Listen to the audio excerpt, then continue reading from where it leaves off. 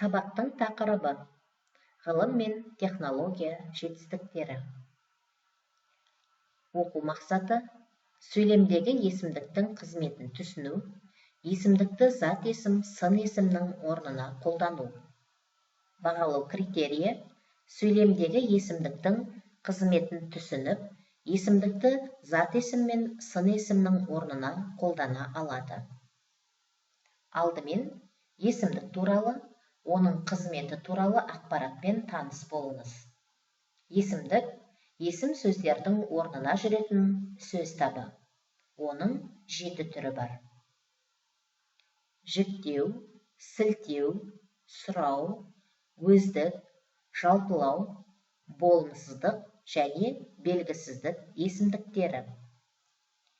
Есімдіктер әртүрлі сөз табының орнына жүретіндіктен, сөйлемде әртүрлі сөйлем мүшесінің қызметін атқарады. Есімдіктер атау септікте зат есімнің орнына жұмсалып, бастауыш болады. Мысалы, мен жазбаймын өлеңді ермек үшін. Есімдіктер барыс, табыс, жатыс, шығыс көмектес септіктерінің бірінде тұрып, толықтауыш болады. Мысалы, кеудемде жаным тұрғанда, гауһарды ешкімге бермеспін. Есімдіктер ілік септікте немесе сын есім мен сан есімнің орнына қолданылып, анықтауыш болады. Мысалы, біреудің кісі сөлсе, қаралы ол. Есімдіктер мезгіл, мекен мағыналарында үстеудің орнына қолданылса, пысықтауыш болады. Мысалы, бірен-саран шыққан астықтарын жұрт әлдеқашан жинап алған. Есімдіктер жіктеліп қолданылса, баяндауыш болады. Мысалы, менің іздегенім сенсің. Әнеугі келген бала осы. Сен нешіншісің? Тапсырмаларды орындамас бұрын дескрипторлармен танысыңыз. Кейін өзіңізді бағалаңыз.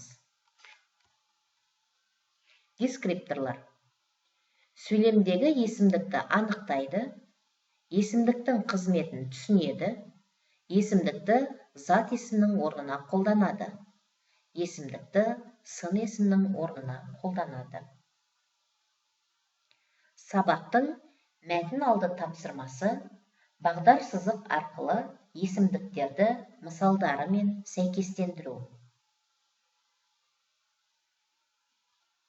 Мәтін тапсырмасында алдымен мәтіннен есімдіктерді тауып, астын сызыңыз. Олардың есімдіктің қай түрі екенін анықтаңыз. Одан кейінгі тапсырма сөйлемдердегі есімдіктердің қызметін анықтауға берілді. Синтаксистік талдау жасай отырып, есімдік қызметін анықтаңыз. Мәтін соңы тапсырмада сіз мәтінге қайта оралып, сөйлемдегі есімдіктердің орнына есім сөздерді қойып, көшіріп жазыңыз. Зат есім мен сын есімнің қайсысын көбірек қолдандыңыз? Неге? Ойланып көріңіз. Сабақ аяқталды, іске сәт.